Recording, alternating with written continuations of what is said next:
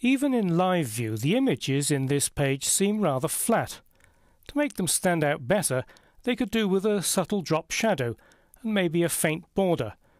Nothing too heavy, but just enough to lift them from the page. In the past, adding a drop shadow involved editing the image itself in a graphics program, or adding an offset background image of a shadow. That's no longer necessary thanks to the CSS3 box shadow property. I'm going to click on this image in live view, and that brings up in the properties pane of the CSS styles panel the properties for the float left class, which floats images to the left hand side of the current element.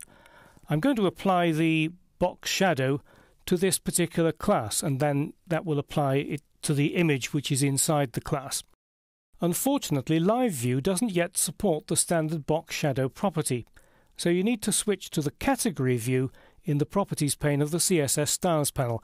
Categories view is accessed by clicking the far left icon at the bottom left of the CSS styles panel. And we need to go down to find the WebKit vendor-specific properties and find WebKit box shadow. There's a little icon there which I click to open a panel which lets me set the properties for the box shadow. Now, there are quite a few properties that you can set for box shadow. You can have an inset shadow. The X offset controls the horizontal position of the shadow. Positive values move it to the right, negative values move it to the left. The Y offset, that controls the vertical offset of the shadow. Positive values move it down, negative values move it up. You can also set a blur radius, that can only be a positive value, and spread radius spreads the shadow beyond the basic bounds of the original element.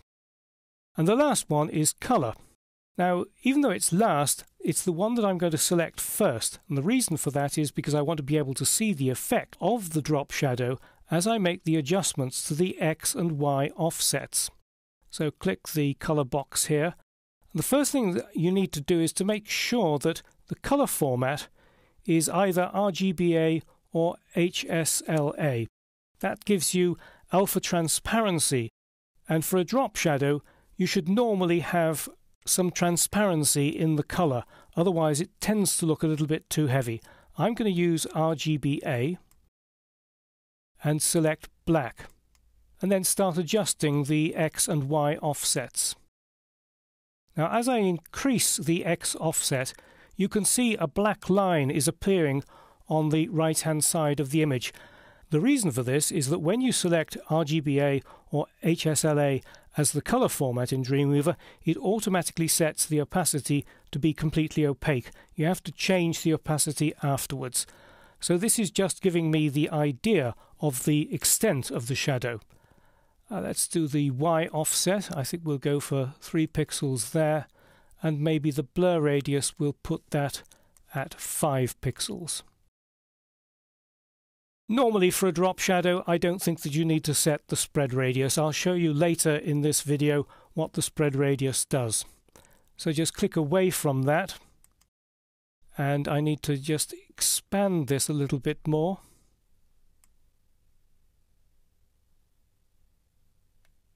And now adjust the amount of opacity in my colour. Change the last value to 0.3. Press enter, and you can see we've now got quite a nice subtle drop shadow on that image, and because it's applied to the class, it's applied automatically to this image too. Because I've used WebKit box shadow, I need to go to the code and add the vendor-specific prefix for Firefox, which is Moz, and also the standard property. So right-click, go to Code, and then I can copy and paste this property. I need 2 copies. Change the first one to Moz, and the last one to the standard property. This ensures that the drop shadow will be applied in all browsers that support drop shadows. As I mentioned earlier, you can create inset shadows and set the shadows spread. Unfortunately, Live View in the Windows version of Dreamweaver CS55 doesn't render inset shadows correctly, so I'll show you the effect in Google Chrome instead. I've created 6 examples here. In the first one, the horizontal and vertical offsets are positive, so the shadow is to the right and down. In this one, the offsets are negative, so the shadow goes up and to the left. With an inset shadow, if it's positive, it's placed on the top and the left-hand side. That's because it's moving down and to the right. And the negative values for the inset one, the shadow is put on the bottom and on the right-hand side.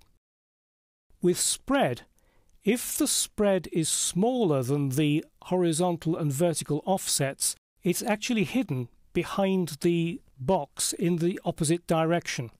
If it's greater, you see the spread in all directions, but it is actually pushed in the same direction as the offsets. So if you want it to be the same all round, you shouldn't have any offsets.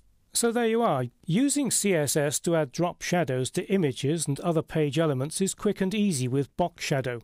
Remember to use the WebKit vendor-specific prefix when applying box shadow in Live View.